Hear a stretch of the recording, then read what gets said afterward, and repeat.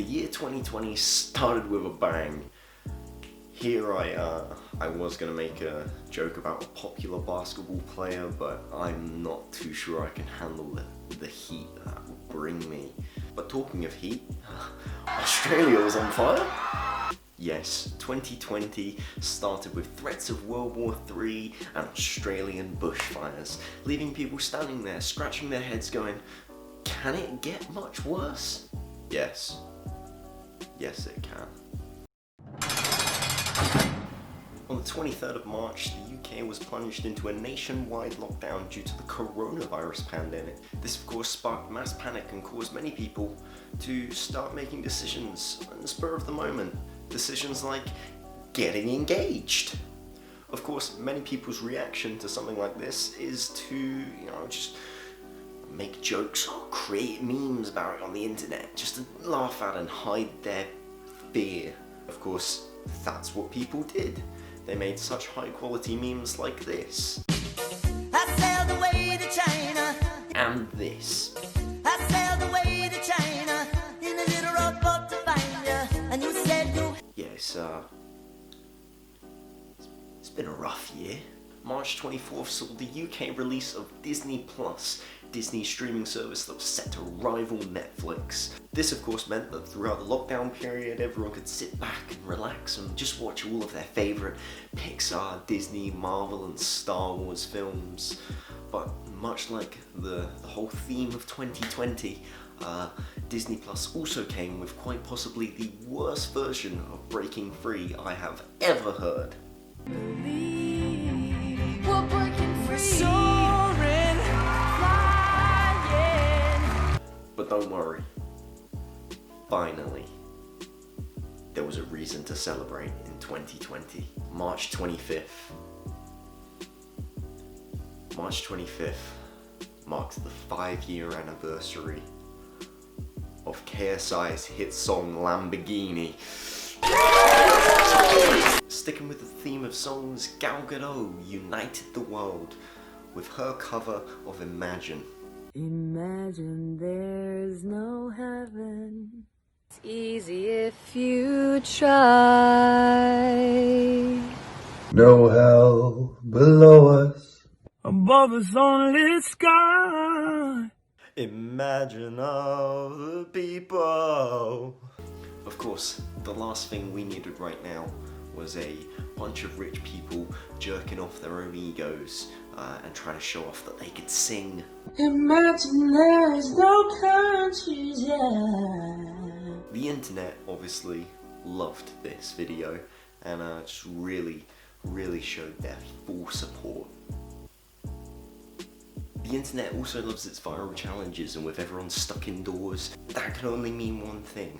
More and more challenges were created.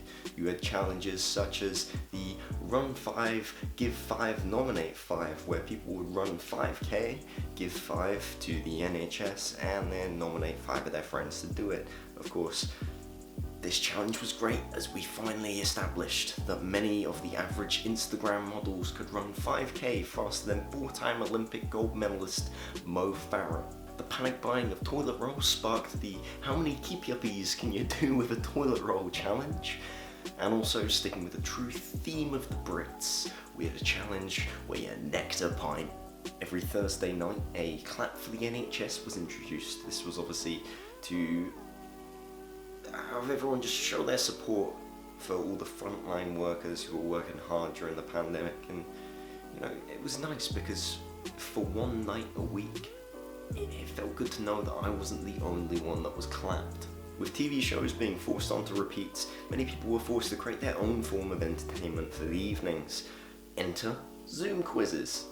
Many people would create and participate in Zoom quizzes with all of their mates. Some would do it for the competition, and some would do it for the fun, and some would do it to drink, and not seem like the sad alcoholic man they are who drinks alone in his bedroom to hide the pain. Some quizzes had themes, and question topics varied from week to week. But ultimately, no matter whether you won or you lost, we all had fun. And with everyone being locked indoors, the internet was the main source of entertainment for us all, but Pornhub and OnlyFans weren't the only content creation site that was getting a lot of new traffic.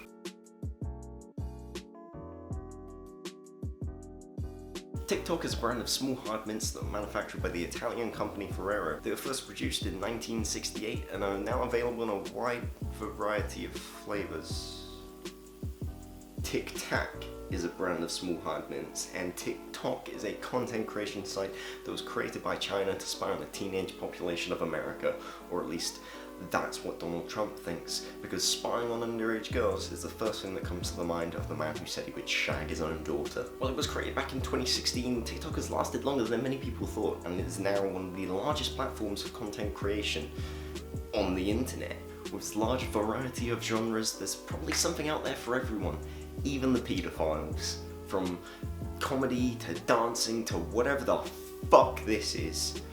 TikTok has it all, and with global lockdowns happening, there was so much more time for people to create content. When talking about this video with my friend, he said to me that I had to include a list of the best TikToks of 2020. Now, that's quite a subjective thing, you know. While I may think that a disabled girl flapping about on the floor to WAP while her wheelchair is in the background is the funniest fucking thing I have seen all year, you may not agree, and it might get me some flack. But there's one thing that video made me realise, and that's TikTok provides one thing for all of us that anyone can do, no matter what your ability is.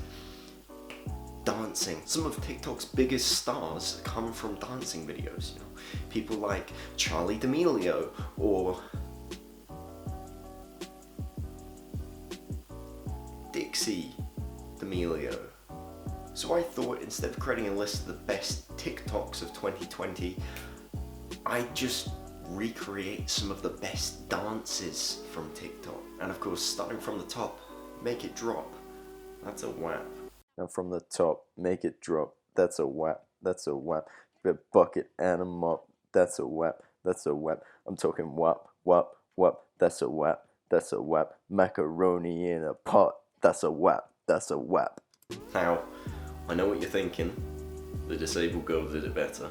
But I guess you could say that's pretty savage of you. Made so you bagged him. I'm a savage. Classy, bougie, ratchet. Sassy, moody, nasty. Acting stupid. What's happening? What's happening?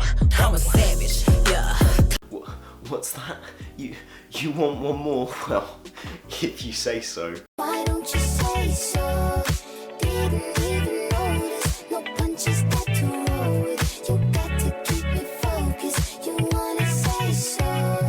Now, I will spare your eyesight and save the rest of those for myself, but of course, it's time to move on with the year, and there was only one thing on everyone's mind. Summer. Summer. Summer. Summer. Summer. Summer. Summer. Summer. Summer. Summertime was a time for everyone to look up. The infection rates for COVID were decreasing and restrictions were starting to get relaxed. It was a great time. And as, you know, things went more and more into the summertime, more and more things started to ease up. You know, pubs were opening up and people were allowed to mix again. You know, everyone was going out and seeing their friends, which was great until, you know, you met someone for the first time in person and they turn to your mate and say, "Oh, I thought you'd be taller." Well, I thought you'd be slimmer, you fat bitch. On the 8th of July, the Eat Out to Help Out scheme was announced. This was something where people could go out to restaurants or bars and get their meals or drinks for slightly cheaper, and the government would fund the rest of it. This, of course, was a way to get people out and about and putting money back into the economy. Fuckboys all around the country cheered when they heard this news, because not only could they take girls out again for cheap, but they'd also just been handed a brand new chat-up line on a silver platter. Once put in place in August, people started scrambling for cheap, and you know, everyone was having a great time. And for the first time in a long time, things started to feel slightly more normal. But of course, just like every high school teen drama, the summer fling just doesn't last. cases started rising again and more restrictions started to be put back in place. Pubs had to close at 10 p.m. and the government introduced localized lockdowns for a whack-a-mole effect. Because yes, the UK government decided now, of all times, was a time for games. And while our own government was in shambles, the United States of America was having its own political troubles. After months of build-up, it was finally time for the season finale, the big climax. Who would it be? Donald Trump or Joe Biden? The election itself was just as dramatic as the rest of the year had been, with Donald Trump and Joe Biden urging their supporters to vote for each other. Donald Trump even just completely disregarding posting ballots. This is called foreshadowing. As the votes were counted, a lead for Donald Trump was established. So he decided to declare himself the winner, and he held a press conference, and that was it. Donald Trump had won 4 more years to build his wall, ignore the virus, and make America great again.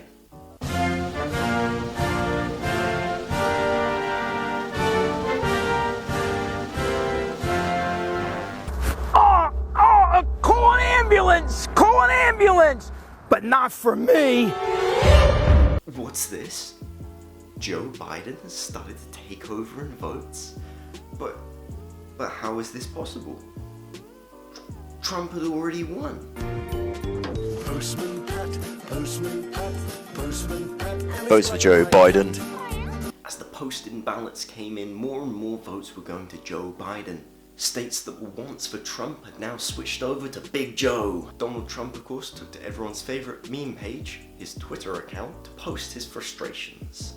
He called for the count to be stopped and even claimed fraud, saying that they were making up votes for Joe.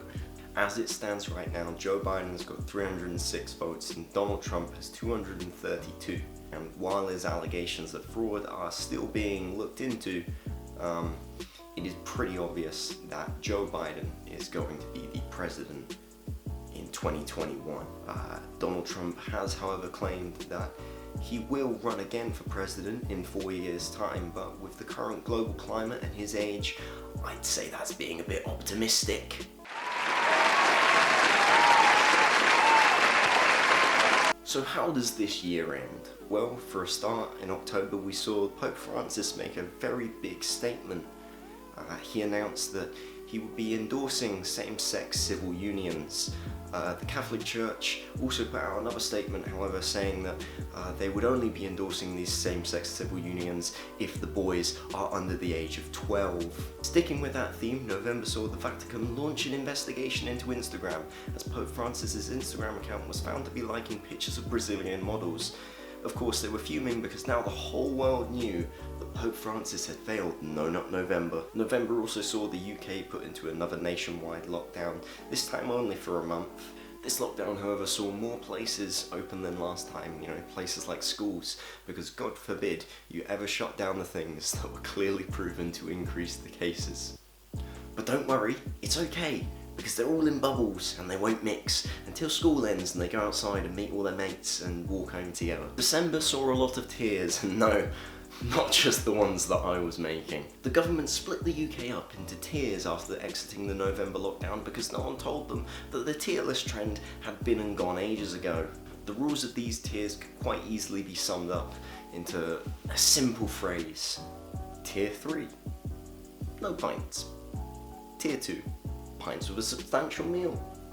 And Tier 1, pints. December also brought up the issue of Christmas, with many kids being worried that Santa Claus might not be able to visit this year. This caused many MPs to bring up the Santa Claus issue. The Irish Foreign Minister explained that Santa was exempt from these restrictions, but all kids must stay in bed to maintain social distancing from Santa, and he even suggested to leave a little bottle of hand sanitizer by your cookies for him. To end the year on a positive note, the UK government approved and have started rolling out a vaccination for COVID-19. This, of course, is pretty big news, and things are potentially starting to look up for 2021, but if you do have Zombie Apocalypse on your 2021 bingo card, just put a little star to it, and we'll come back to that next year. So what can we take away from this year? Well, in my script now, I just have written a list of different takeaways, and ultimately I don't know why I ever thought that was a funny joke, but there now. So we'll just move on from that. I think that there's one thing that we can take away from this year, is that big events like this bring everyone together. You know, even if they have discarded you from your friendship group because you don't have WhatsApp. Cheers, lads. See you next year. Help! I need somebody, help! Not just anybody, help! Initial analysis You know I need suggests that someone. this variant is growing faster than the existing variants. When I was younger, so much younger than today.